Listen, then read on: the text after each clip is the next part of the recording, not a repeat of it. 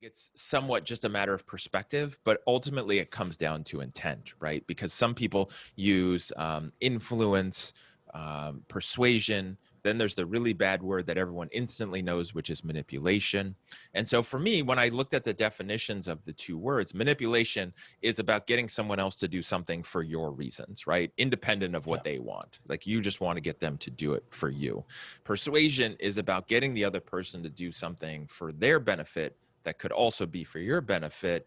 It doesn't speak to intent. So I always add on positive persuasion in there, meaning that my goal is to get you to do something that you want and need to do that will help you get to a better place. And I may also benefit from it. But my goal is for a positive outcome for you. And again, I think it always comes down to intent.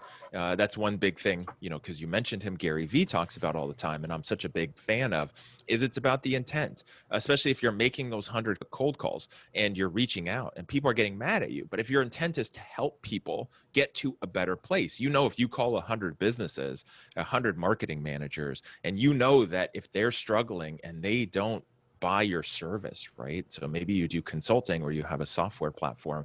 If they don't, they could lose their job. The company could go out of business. They could be struggling. People could be let go of their job because of the way that it's not performing. If that happens, you need to help them. You want to help them. Your intent is to get them to a better place. When you do that, then it shifts. Whatever word you want to use, it comes down to intent. Yeah, no, absolutely. I couldn't agree more. And I guess it's just a case of selling to needs rather than wants, isn't it? I mean, that's really what it's all about. Everyone can kind of sell to what people want, but if it's not really what they need, I think that's where that's where your intent is good. If you're actually selling somebody that actually needs something, which is not necessarily what they've stated they want. So yeah, that's kind of interesting. That's a good explanation. Actually, I was going to ask you related to that. You mentioned that there's been kind of lots of comments and different views that you've heard since publishing the book. What kind of things have people said as a result of you publishing the book? Yeah, I mean, one of the things, and I knew this going into it, is that the book is not filled with a lot of tactics. It's not filled with strategies on a tactical level. It's not filled with, okay, say this and then do this and then say this. And then when they say this, do this. It's really laid out in a way where it's building the foundation that can then be applied to anything, to any industry, to any sales process. And a lot of people, want to dive right into those strategies, right? So, the book is broken down into three parts: authenticity, persuasion, and then the intangibles. And it's really important that people focus on the authenticity and their foundation mentally, right? Again, what do they want? Why do they want it? And what are they afraid of? What gets in their way normally? Because I can give you all the strategies in the world. I mean, I've got them all in my head with my experience, as you do as well. I mean, we all know these sales strategies, but if you don't have the mental foundation and the self-awareness set, then it won't matter. And I think that's what throws people off, is they're thinking, okay, this is going to be a great, how-to, tactical manual. And it's not. However, there is some really good stuff, but it applies to everything, right? So anything that you're selling, and a lot of people think, because most of my career was in business to consumer, that I might not be able to help in other verticals. And funny enough, it applies to everything. And I have clients that range all over the spectrum, and it's fun to see these principles work. No matter what somebody's selling, no matter their sales cycle, how they're selling, it doesn't matter. It just applies. Yeah, no, absolutely. It's funny you mentioned the kind of prescriptive sales books, do this and follow these lines, and this is what you do next, because that was very much a staple of my sales reading when I first started in sales. All the books were very prescriptive in that manner, and I really couldn't get the hang of that at all. I just don't think I had the memory to memorize all these different steps that you're supposed to take during a sale. So it's kind of refreshing to know that you're writing something which doesn't fall into that category. Just actually on that subject, I mean, the sales profession has changed an enormous amount in kind of 10, 20 years, but I imagine it's probably changed a lot even in just the last 5 years.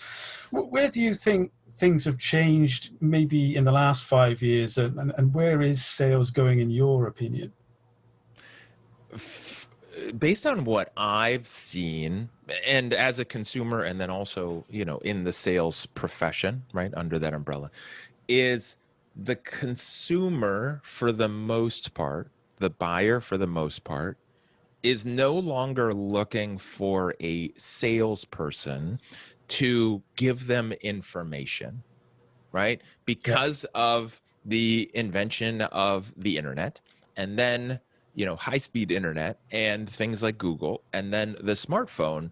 Now, literally everybody has within their reach 24/7, because nobody has their phone outside of, their reach at any moment, even while sleeping. Um, they have the world's collective knowledge at your fingertips, right? There's no longer a point where, I would necessarily walk into a store and need somebody to give me all the information about what is available, right? So if I go to a furniture store, there's a good chance I've already shopped online. I've already looked at things. I already know at that store or some other store, I know what the options are. I know what the prices are. And now I just want to go see it and then get some help in picking the right one and the measurements, whatever it is. The challenge is that most salespeople still think their role and responsibility is the one with the knowledge, and knowledge is power.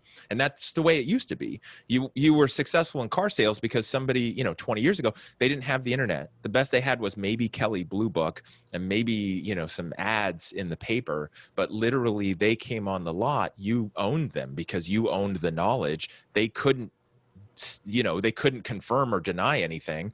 And so, it's just about getting them to buy.